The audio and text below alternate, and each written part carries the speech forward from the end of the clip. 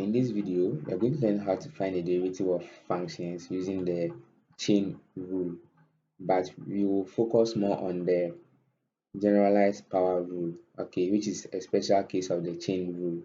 So let's say I have a function f of x which is equal to u of x to the power n, and then we ask to find the derivative of this function. This will be f prime of x equals n multiplying u of x to the power n minus 1 multiplying u prime of what? X. That's what the generalized power rule says. So let's take an example to help us understand this better. So let's say we have a function f of x, okay, to be equal to the square root of 1 minus 2x. Then we ask to find f prime, which is the derivative of this function here. How are we going to do this? So for us to be able to find the derivative of this function here, I will rewrite the expression as f of x equals 1 minus 2x to the power half. Okay, it's the same as what you have here. It's the same thing. Okay, so now you see that you have n to be half and then you have u of x to be 1 minus 2x. Okay, so let's apply this formula here. So now what we need here is u prime, right? So we have n to be equal to half and then you have u of x to be equal to 1 minus 2x. So you will need u prime of what? X, right? And then that will be equal to what? Minus 2, because the derivative of 1, which is a constant, is 0, and then the derivative of minus 2x will give us what? 2. So now let's do the substitution. So we're going to have f prime of x to be equal to n. We know n to be 1 over 2, right? So we're going to have 1 over 2 multiplying u of x to the power n minus 1, which will be times 1 minus 2x to the power half minus 1, right? So that will be half minus 1, and then multiplying u prime of what? X, which is minus 2. So these two will cancel out these two here, and then we are going to have f prime of x to be equal to minus 1 minus 2x to the power minus half. Okay, because you have 1 over 2 minus 1 here, so that gives us what? Minus half. So this is what we have now. You can choose to leave your answer like this, or you can further simplify this. So in simplifying this, I'm going to have minus 1 over the square root of 1 minus 2x. So that will be the derivative of this function that was given. Okay, so let's try our hands on some few more examples. So I have f of x to be equal to s cubed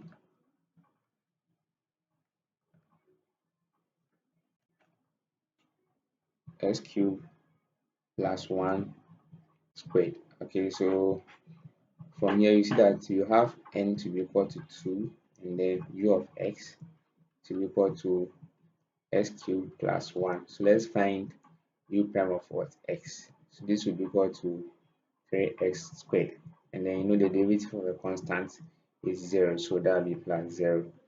So let's apply the general formula here. So we're going to have f prime of x to be equal to n, right?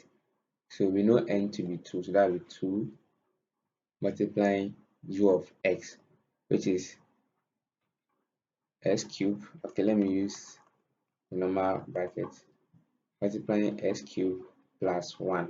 Okay, all this to the power 2 minus 1 multiplying u prime of x, which is 3x squared. Okay, so we are going to have 2 multiplying s cubed plus 1 to the power 1, right? Multiplying 3x squared. So let's simplify this. We are going to have 6x squared multiplying s cubed plus 1. So that will be the derivative of this function. Okay, so let's take another example here. So I'll take another example which is similar to what we just did. So let's look at that.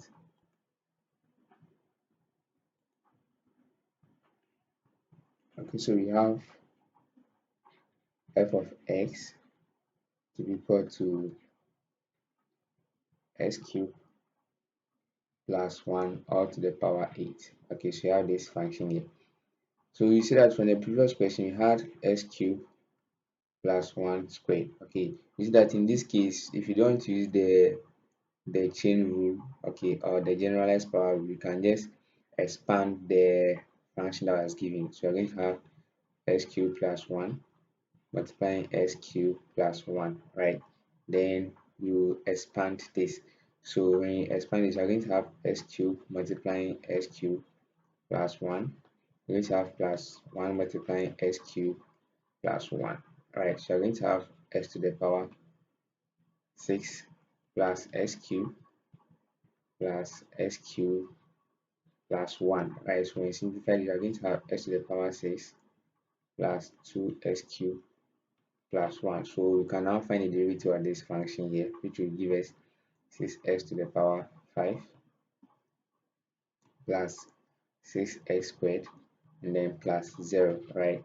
So at this point, you can do some factorization here. So I'm going to factor out 6x squared. So I'm going to have 6x squared into bracket x to the power 3 plus 1, which is the same as the answer you got. Okay, so this is another way to solve the question you solved previously. But in this case, you see that it is raised to the power 8. So when you try to do the expansion, it will be a little bit tedious or it will take time. So this is why you have to use the chain rule. Okay, so for the previous question, you could have simply expanded and then find the derivative. But what if you have to the power 8 to the power 9 to the power 10 or to the power large numbers? Then you can't go ahead and then expand. So that's when you have to use the generalized power rule. So let's look at what you are going to do here. So you know n to be equal to 8, and then you know u of x to be equal to x cubed plus 1, right? So you will need u prime of x, which will be equal to 3x squared. Then the derivative of 1, which is a constant, will be 0. So now let's write down the generalized formula, which will be f prime of x will be equal to n multiplying u of x to the power n minus 1 multiplying u prime of what? X. So now let's do the substitution. So I'm going to have 8 multiplying u of x, right? Which is x cubed. Let me write it again. X cubed plus 1. Okay. To the power 8 minus 1. Multiplying u prime of x, which is 3x squared. Okay. So now let's simplify this here.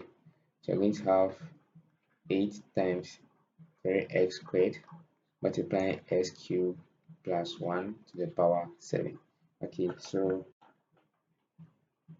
8 times 3 will give me 24. So I'm going to have 24 x squared, okay, multiplying x cubed plus 1 all to the power 7.